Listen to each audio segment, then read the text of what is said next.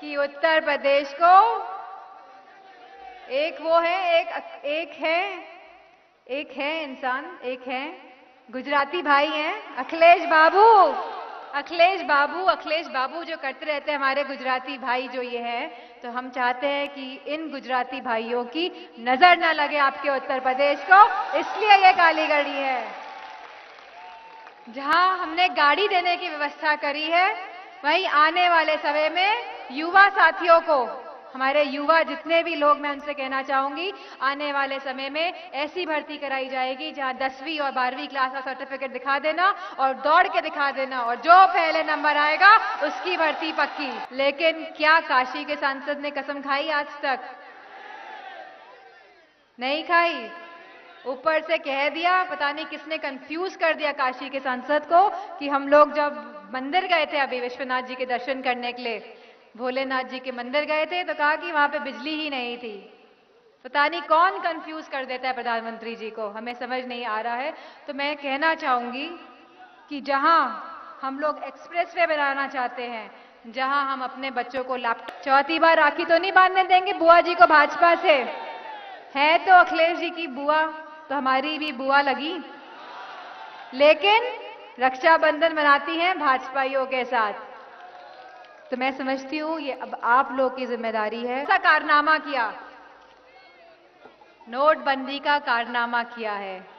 कारनामा शब्द बहुत अच्छा लगता है इन लोगों को, तो इसीलिए हमने कहा कारनामे पे ही पूरी बात कर ली जाए। आखिरी सभा है इस चुनाव प्रचार की मेरी, तो कारनामा क्या? नोटबंदी देके आप लोगों को, आपकी मेहनत की कमाई का पैसा था, कोई काला धन था?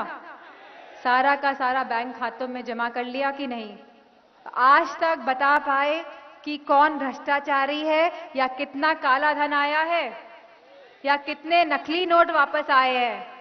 बता पाए हैं आज तक? बड़े बड़े उद्योगपतियों की तो हजारों करोड़ों की मदद की जाती है और उनको विदेश भी भगा दिया जाता है। और कहां भगा दिया जाता है? विदेशों में भगा दिया जाता है। और बड़े बड़े करोड़पतियों को लाखों करोड़ रुपए का कर्ज माफ भी कर देते हैं। लेकिन 3 साल हो गए, आज तक क्यों हमारे किसान भाइयों का कर्ज माफ नहीं किया? और अब जब 3 साल बाद लौट के आए हैं, तो हमारे किसानों को क्या कांटे में फंसाने की कोशिश कर रहे हैं कि आते ही कर्ज माफ कर देंगे। तो ये आप लोगों को कांटे पे, मछली को कांटे पे फंसाते हैं, केचुआ लगा के फंसाते हैं। तो वही काम ये लोग करना चाहते हैं, लोगों को, आप लोगों के बीच झूठ बोल के। हम पूछना चाहते हैं कि हमारी मध्य प्रदेश के किसान और हमारे महाराष्ट्र के किसान, जहां सबसे ज्यादा आत्महत्याएं इसी भाजपा शासित राज्यों में किसान लोग करते हैं, आपने आज तक उन हमारे किसान भाइयों का कर्ज माफ क्यों नहीं किया? रोजगार मिला अभी तक? तो जहां झूठे जुमले और झूठे वादे किए इन लोगों ने, तो झूठे वादे करने वालों को भी कारनामा कहते हैं। जो लोग झूठे वादे करते हैं वो चीज भी क्या है? आजकल मीडिया में बहुत दिख रहे होंगे। तो आपके भैया ने कहा है जो मीडिया में ज्यादा दिखे वो भी भ्रष्टाचारी है, और जो वादा खिलाफी करे वो लोग भी भ्रष्टाचारी है। और हमारे मीडिया के भाई बंधु तो बहुत साथ दे रहे हैं, 2 दिन और साथ दे लें, उसके बाद देखेंगे। जो लोग 4.5 मुख्यमंत्री कहते थे, उनके पास आज एक भी चेहरा नहीं है मुख्यमंत्री का, है? और सोच लीजिए गुजराती भाई आ गए मुख्यमंत्री बनके तो क्या होगा? तो ये जो अच्छे दिन वाले लोग हैं, जैसे जैसे चरण बढ़े वैसे इनकी भाषा बदली कि नहीं बदली? विचार बदले, भेदभाव और जाति धर्म पे आ गए, दिवाली रमजान आ गए कि नहीं आ गए? और यहां तक कि कब्रिस्तान और शमशान में आ गए। कहां ले जाना चाहते हैं हमारे प्रदेश को, बताएं ये लोग। अब मैं समझती हूं कोई कंफ्यूजन तो नहीं है। समाजवादियों ने काम किया है, आपके भैया ने काम किया है, तो अभी किसकी जिम्मेदारी है कि ये सीटें निकालनी है भदोही से? आप सबकी जिम्मेदारी है, आप लोगों को तुलना करनी है और अपनी नाकामी का ताज किसी दूसरे के सर को में पहनाना, इसको कारनामा कहते हैं। झूठे आंकड़े पेश करना मंचों में, और हमारे प्रदेश को बदनाम करने को कारनामा कहते हैं। वहीं एक फौजी की बेटी हूं तो आज कह के जाती हूं ये बात फौजी की बेटी हूँ और अभी आज भी मेरा परिवार जो है वो फौज में काम कर रहा है, सरहदों पे है।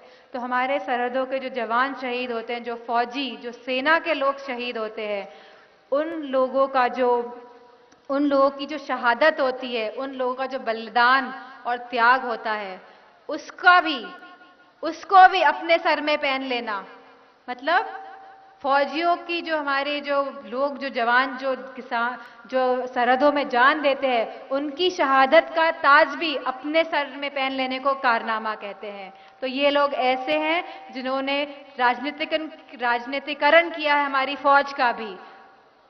ऐसी सरकार कभी नहीं आई पूरे देश में आज तक जिन्होंने राजनीतिकरण किया है हमारी फौज का, हमारी सेना का लाभ उठाने की कोशिश की है। हम बहुत सम्मान के साथ कहते हैं कि हम सभी, मैं समझती हूँ, अपने फौजी साथियों के साथ खड़े हैं। ये प्रूफ करने की जरूरत तो नहीं है कि हम लोग राष्ट्रवादी हैं या नहीं है। इसका भी प्रमाण पत्र देना पड़ता है इनकी सरकारों में। तो मैं कहना चाहूंगी, बहुत सोच समझ के इस बार आप लोगों को वोट डालने जाना है।